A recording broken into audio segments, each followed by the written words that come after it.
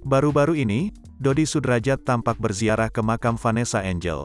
Tak sendiri, ia juga ditemani oleh sang pengacara, Jamaluddin Kunbundun beserta tim hukumnya.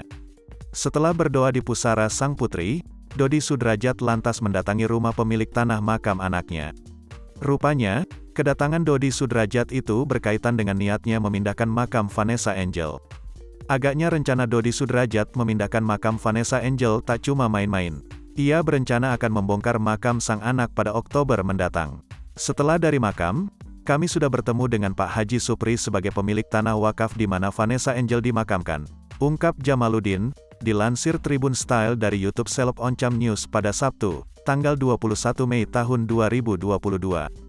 Jamaluddin lantas membongkar hasil pertemuannya dengan Haji Supri, pemilik tanah wakaf di mana Vanessa Angel dimakamkan.